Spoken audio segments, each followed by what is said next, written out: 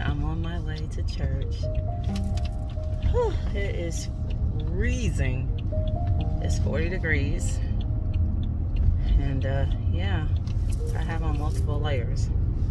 Thank God. At first I don't know. It's like this weather is schizophrenic.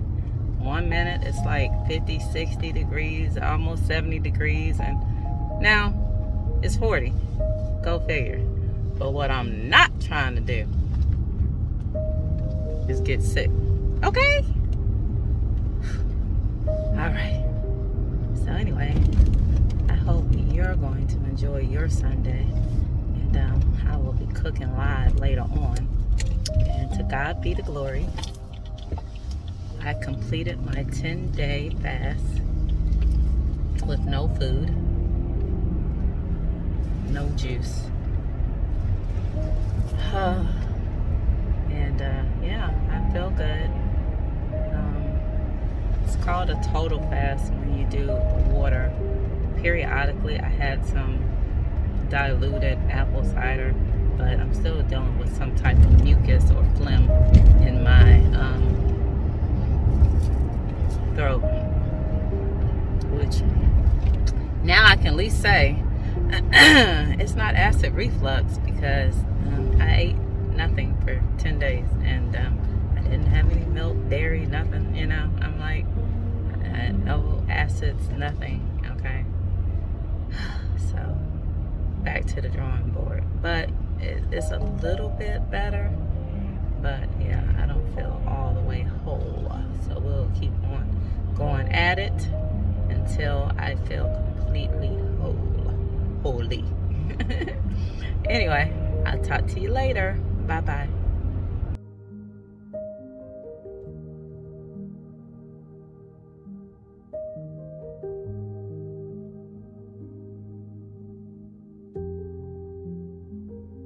I am in my kitchen, and no, this is not a part of my live, but oh yeah, check out the outfit. I actually took off my belt. I had on a obi, it's lace and leather, whatever, and I have this on with some pants. So yeah, this was the outfit for today. You see that? Whatever. Okay, I am about to make some loose tea that I received as a birthday gift from one of my girlfriends, Vanetta. So shout out to you, Vanetta. Peekaboo. Anyway, but I did want to share one of my little idiosyncrasies that I have. Something that I really like. I like white coffee cups. So I'm going to make this tea. And this one, which was actually a gift from my boss, world's greatest mom. And he gave this to me, gifted it to me during a time period where I was having some challenges with my children, and seeing that daily, it helped me and inspired me to hold on. Help is on the way. You know, walk by faith, not by sight. God will turn it all around, and he did, because that's just the type of God we serve. But I've also received gifts from over the years, but as you see, they're white because people who really know me know that I like white cups. So yeah, I received some D's from people. This was also a gift, but this one I can't put in the microwave, but it's Godiva. But it was filled with Godiva chocolates. I love this one. Prayer changes everything. Pray without ceasing. And I bought myself these. It's a matching set, and I love the little bumblebee. I like the bee. Okay, you see the bee? Yeah, so I love these.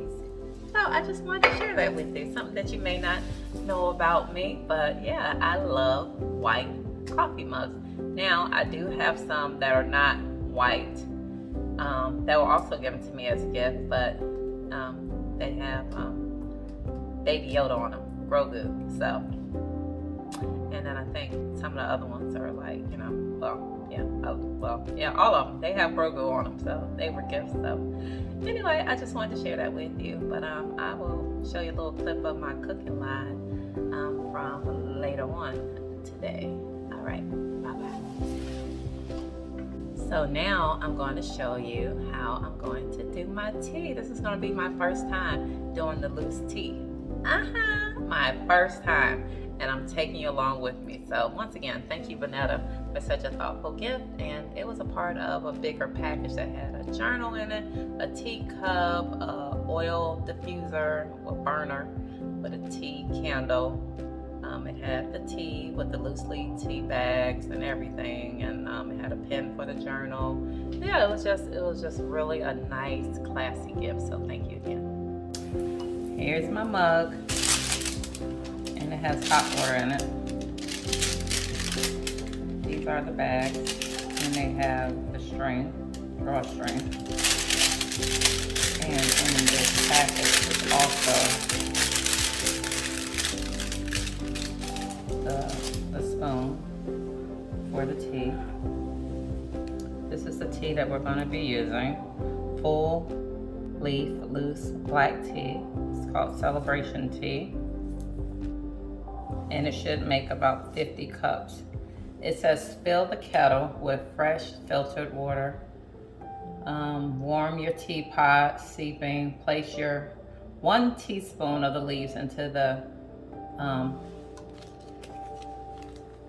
bag, and then put it in the water and let it sit for a little bit, but don't let it sit too long. And here you go. And they said that the remainder of the tea you can use as a healthy fertilizer for your flowering plants. So, well, peekaboo, the gift that keeps giving. So let's open this up. Let me let you see what this looks like. Oh. Let me smell it. Oh, it smells absolutely magnificent. Ingredients: Ceylon black tea leaves, white wine grapes, tea blossoms, marigold petals, cornflowers, and natural champagne and vanilla flavors. Okay, so I'm going to open this. I'm going to take a spoonful, put it in here.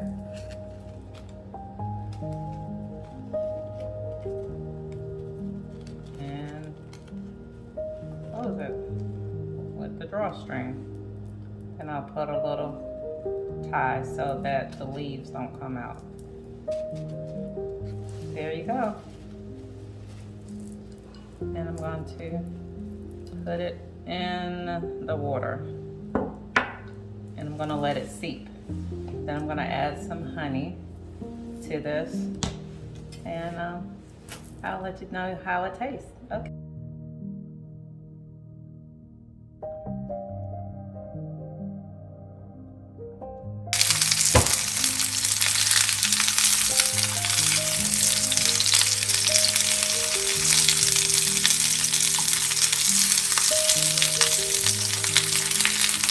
And because this is thick and the flame is high, right now I have it between 4 and 5, but you want to make sure that you are searing your sesame on there. And I'm going to let that cook.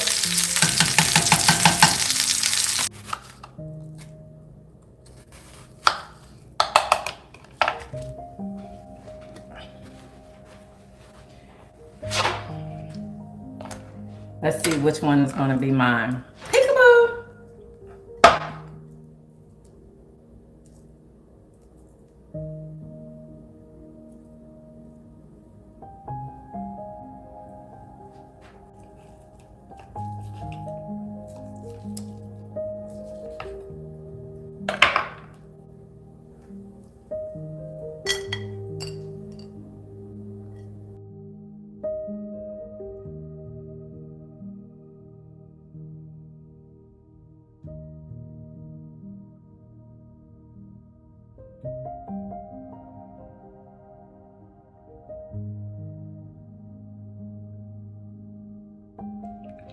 Happy Monday to you. So today I've been working on my day off, but I've been strategizing and organizing myself for content.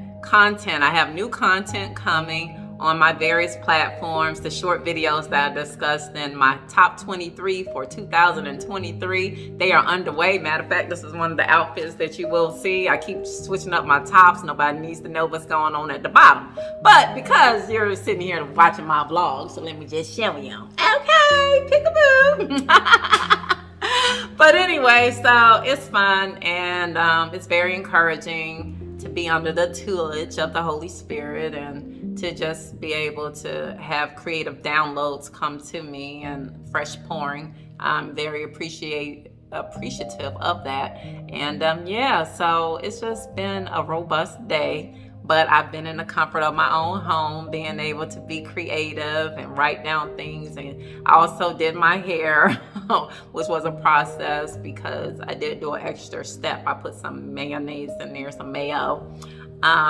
But yeah, so anyway, long story, not so long. But yeah, it's healthy. Do it every now and then for your hair. It's a great conditioner. But outside of that, now I got to get to working on my blog, which I am behind the 8 ball on, but I will be dropping it tonight. So peek a daggone boo. Okay. All right. I'll talk to you later.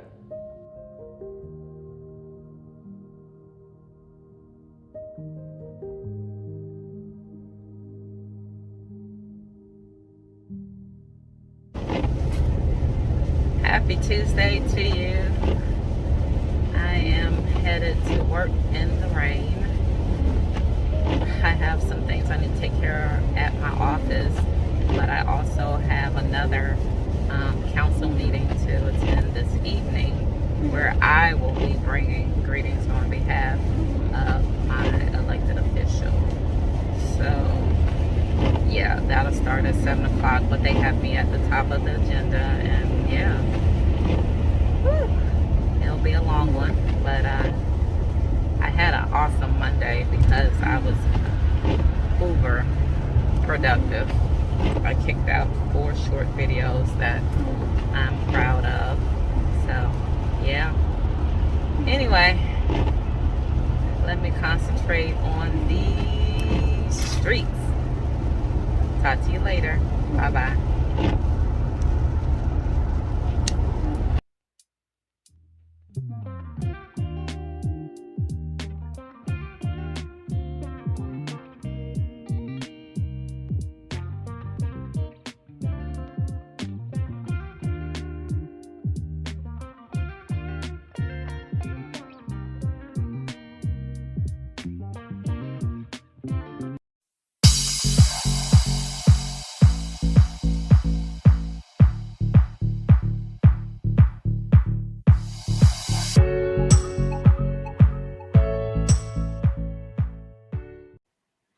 But we're going to bifurcate the word relationships into relation and ships.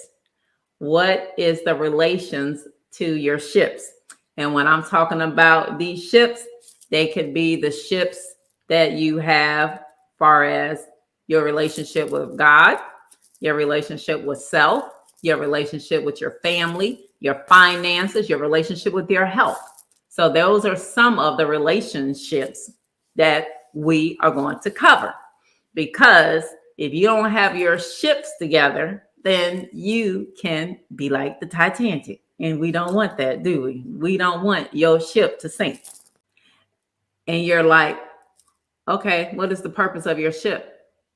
We can just peel it back to just a basic understanding that everything that God created, he created for his pleasure.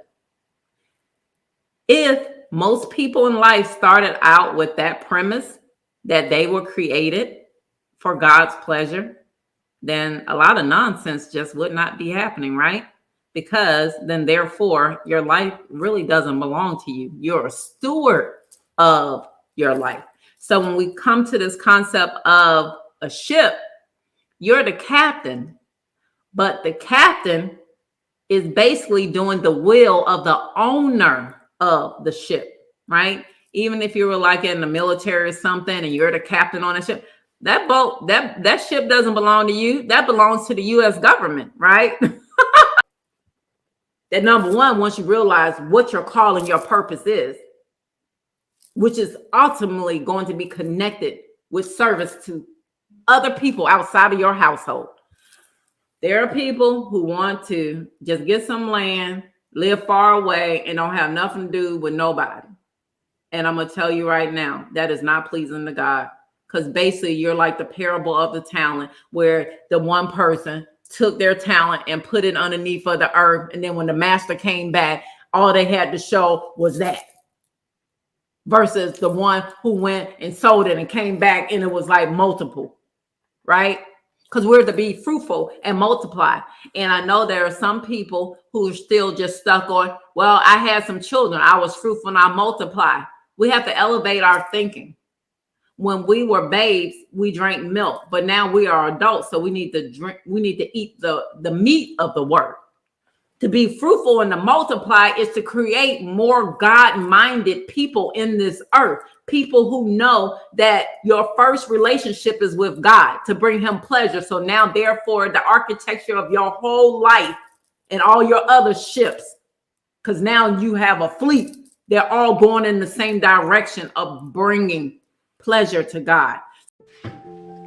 Happy Thursday to you.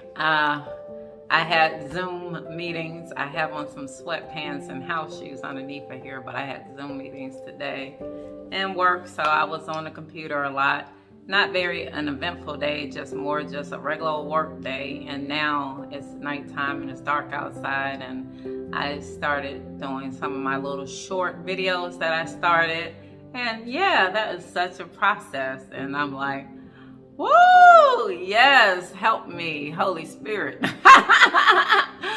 But anyway, yep, so the week is coming along. Tomorrow I have some things I need to take care of, but I think I'll have a pretty light weekend and I'll be able to take care of some more content. And I need to go onto my garden because there's just like nothing, but there's hope.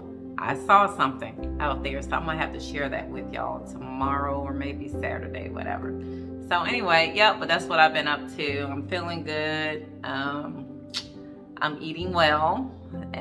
Many of you know that I did a 10-day water fast and it's over and I feel good. I have clarity of thought, heart, spirit, lost 10 pounds, have maintained it off so far. But yeah, just making some different decisions in what I put into my gut. I'm concerned about gut health. Yes. Anyway, but outside of that, nothing much more to report. And yeah, I'll check in with you tomorrow. I'm so tired. All right, bye-bye. Happy Friday to you. I wanted to give you an update on my fig tree, which is on the inside. Look what I saw this morning as I was making my round, watering my houseplants. You see that? And this is the type of fig tree it is. But yeah, it's just sitting here and then I water it once a week. But yeah, I'm happy. Look at this. There's life.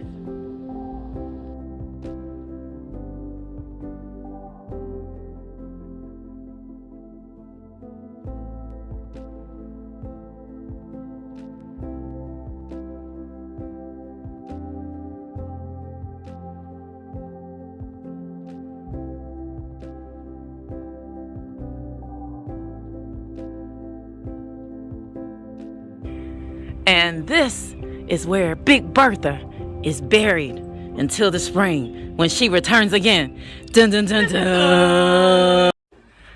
Hi, Davina. Hi. So you have a newfound passion, and what is that? I am a part-time bread maker. Yes. What is that in your hand, sweetheart? This right here is something I just got from Amazon today. I'm very excited as I've been on my bread making journey. This is what they call a Danish dough hook or dough whisk. It's supposed to help you when you're trying to mix the dough so that you don't have to so that it doesn't get, like if you try to use a whisk, you'll break your arm, because you'll break your wrist, because it'll get caught in there. So I'm going to be trying this for the first time this week. So you have a KitchenAid over there, so that doesn't, that can't do that? Yes, it can. I purchased the dough hook for this because I did not have one.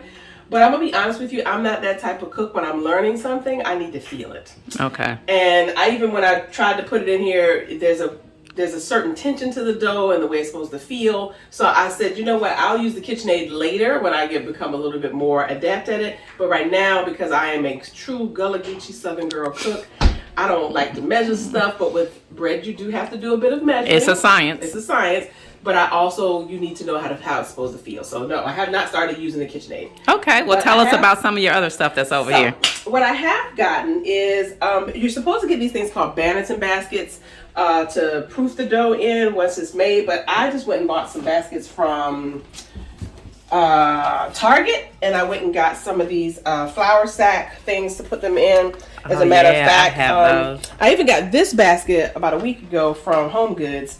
And there's some dough even in there. There's a sourdough bowl already in that one. And the way we kind of know that it's ready is when I push it, it's barely coming back really slowly. So this one I did a cold retard, or a cold proof as they call it, which is where you put it in the refrigerator after you've prepared it for 24 hours. So 24 hours. So this is not something that you could say, I'm going to make this today and we're going to eat it today? No, it starts. So it starts here. Okay. With their wild yeast. And this is my sourdough starter. I started it Christmas Eve, and it takes about 14 days for it to be ready for you to actually use it. Now, some people say you can use it at day 7, but I waited till about day 14 before I used it. And what this is basically you're creating your own yeast, or it's called a wild yeast. So, and it involves putting a little bit of unbleached flour and room temperature water into a jar, mixing it up. It'll become very tense and kind of sticky, and you just cover it and sit it on the counter overnight. So you do that every day you're supposed to feed it every day or every other day, depending on how much you want to use it. So what's the yeast that you use? Where do you have that here? This right here this is your yeast. No, I'm saying that you put in there. You don't put any in, you create it. Oh, so how did you do it? Show us. What did you use? What were the ingredients that you used? This is a unbleached flour right here. This one is actually a bread flour, but where is my unbleached? I have another one that I've been using for that one here. Unbleached all-purpose is how I started it. I actually also put a little bit of organic wheat in it. I didn't like the color that it was coming to. And you can use the organic wheat as well to start, as long as it's unbleached. But I just kind of switched over to this one because I wanted it to be more white. Because if you use the wheat, it will make the bread a little bit darker. And most sourdoughs are going to have about 25% wheat flour in them anyway. Okay. So no need for all of that. But if we open this up, so I have to admit this, and the bread people will get me. When I first started, it got confusing to me because everyone was doing all this, 50 grams of water and 50 grams of flour. And again, I'm a cook that has to feel. And I was like, you know what? I'm not going to confuse myself with this. I'm just going to put some water and a little bit of water and some flour together and leave it on the counter. So honestly, that's what I do. And when I feed mine, I take I use this little quarter cup. Is this a quarter cup? No, that's not my quarter cup. But I use a tablespoon or a quarter cup to dump some in here to feed it. So this right here is ready to go. It was fed late last night. And let me grab a spoon so you can see the consistency of it when it looks like it's ready. This should be ready to use. And you'll be able to tell because, see that? Wow. See how it's all sticky? And you got those bubbles? That is ready to go bread leavening. And that's just flour and water that's been sitting on the counter.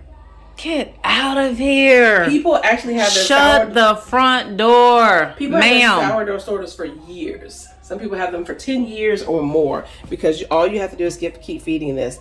I have not placed mine in the refrigerator yet because it's a young sourdough starter, as they say. It's only, it's barely now, 3 weeks old? Young? Okay. Yeah, so it's young. But bread makers have theirs for years. So at a point, I'll be able to put this in the refrigerator and it can stay in there for a week and you bring it out and feed it. And the way you feed it is you put a little bit of the unbleached flour in, a couple of spoonsful, a little bit of water, and just stir it up. So what is in the unbleached flour that's creating this yeast? I think I don't want to say that it's in the flour, but the combination when all of this stuff gets kind of put together, it's the level of bacteria is in it. So it has lactobacilli in it. So that bacteria, it kind of because think about it, you're leaving it out with water on the counter. Yes. Right, and this is the first time that this was basically created by ancient Egyptians. Long time ago, and when you think about it, that continent would have been very warm. Yes. So I don't know if they even discovered this by mistake, but if you go, you can look at hieroglyphics if you look up some history on it, you'll see where the ancient Egyptians showed you how they were doing this. From them doing the grains, to doing this part, and all of that good stuff, putting the water together. Wow. So, but you need this, so basically, like your dry yeast, which I have some of that. This is this is the one people are used to seeing from the store. The rapid rise. Yes, I'm very familiar with those. Right, these are what we're all mostly familiar with. This right here is very different because it's a wild yeast. It's not like this one, but it's basically the same thing. You don't need both, you'll just need one. Okay. And this is how you create sourdough, because you can even smell the aroma coming off it now. Yes. You can smell the sourdough aroma. So yeah, I love sourdough bread. And I really thought, I remember being like, oh yeah, I'm gonna just make some sourdough bread. And the first couple of times I looked at the recipe, I was like, oh no. This is a process and it takes all day. I don't want to do this. So this year I am teaching myself two things: how to make bread, but I'm using the bread to kind of teach me patience in my life, because this bread making thing, like literally when I make a sourdough, like this is ready, and if I mix the flour and the water, I then have to come back and leave it for an hour. Then I come back an hour later and do some scratch and pulls. Then you come back another hour later and do it again. Then you come back another hour later and do it again. Then you leave it out on the counter for 30 minutes. Then you come back and fold it and knead the dough and put it into this basket. And then it has to go in the refrigerator for 24 hours. So if that's not patience. Yeah, and that's a process. It almost teaches us how to understand to understand God's process. Like we want we want the fast acting. We do. We just want like, hey, just put it in there and the bread is whatever. But God is kneeing us and stretching us, and then He's coming back to us and kneeing and stretching. So truly it is a spiritual thing that I'm doing here. And so these eggshells that you have over here, honey. Oh, what are you gonna do with these? I don't know. These are premium right now. I mean, you might need to say these are Louis Vuittons right here. These are eggshells that I'm going to crush up into a powder, or just even sometimes I just crush them that far. And these are going to go in my spring garden. It provides. They're also good for. We're going to be getting some chickens pretty soon. Yay! So to get hard, good eggs. So it's to me, the whole life cycle thing with farming is really exciting, because everything from, like, I just recently learned that when we get these chickens that you're supposed to put oyster shells in their food. Who knew? Oyster shells? So that provides calcium. Well, that works out great for y'all, because y'all like oysters. Oh, we do. It makes their shell harder, right? And I was like, oh yeah, because the calcium in the shells goes where? Back in the garden, back in the food. So it's all a life cycle. Sustainable living. Sustainable living. You just didn't know it. So I'm about to get this bread in this thing. Well, thank you so much. We appreciate you. You're gonna record when you make your first loaf. Yes, because you're gonna be there telling me what I'm doing wrong.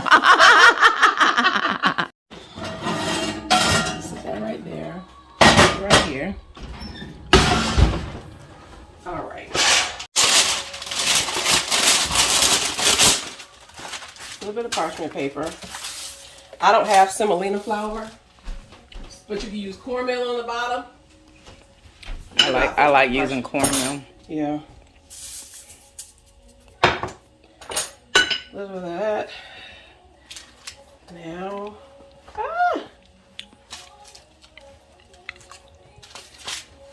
Goes down like that. You want to give the bread some place to go, as they call it. So venting. Yeah, venting it.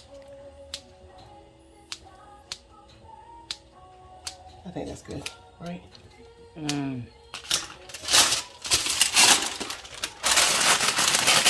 it in like that.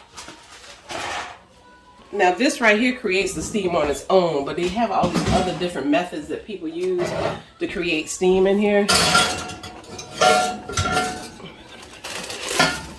Right on top.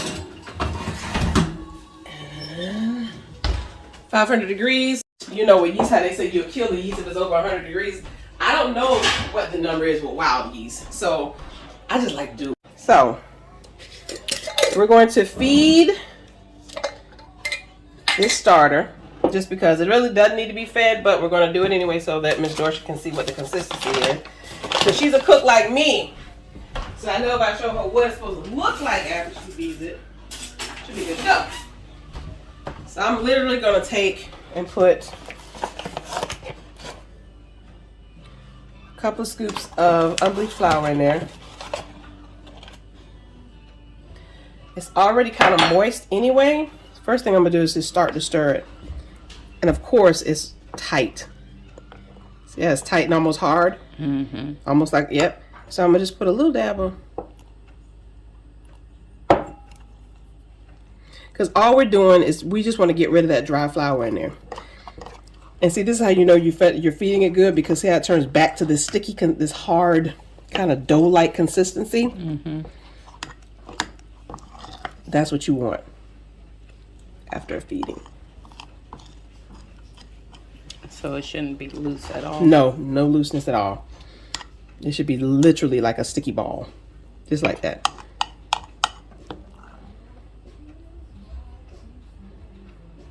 And because this thing is, of course when we're cooking we always have clean hands, right? Yes. But with this, since it's already, I mean your hands are cleaner. Everything we have has a little bit of bacteria on it, but it's bacteria that we can live with. So I would just slide the rest off my finger and call it a day. And you're done. Put your top on. So you put the rubber band on there, and what purpose will that serve? This is so that you can see whether when your sourdough starter is ready to use to bake before you're going to make your bread. You want this to rise. You want this to double in size. Oh, so almost like bread rising, right? Okay. So you want it to go about right there. So hopefully, if you go home, take this, put it in a warm spot. It really can just be sitting on the counter. I like to keep mine on the stove. But be ready to go. 1, 2, 3. Woo! Look at that! Woo! She's ready. Look at that, people. Nice rise. The butcher, the baker, the candlestick maker. Hard for 2 days. So it stayed in the What fridge. is it called? It's called a cold retard or a cold proofing. So what does cold retard do to the bread? It's supposed to help the bread develop more of a sourdough flavor. Okay. So this one was in the fridge for 2 days. The other one I cut yesterday was in for 1 day. So this is usually pretty cool. We take it, put it right on our bread rack.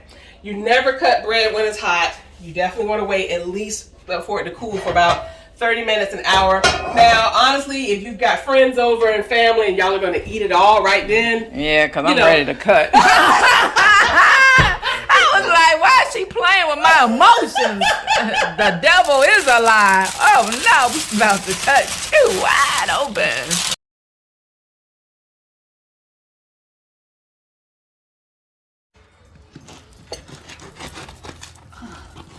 She's doing the honors here.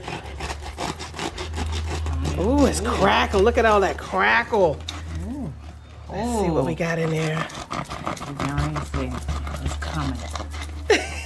So how do you make the bread so fast? Because I already had one ready to go. One ready to go. Oh, look at that. Crackle?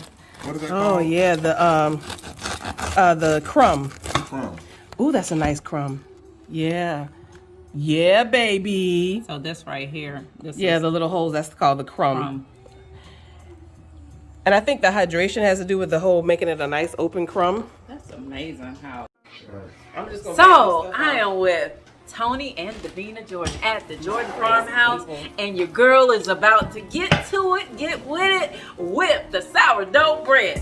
Thanks to my master, I'm her young Jedi, her Padawan, Baby Yoda Dorsha. You know what I'm saying? And she's the master Yoda, Davina Jordan. So anyway, we're about to get to it. We're getting ready to do this. I'm so excited.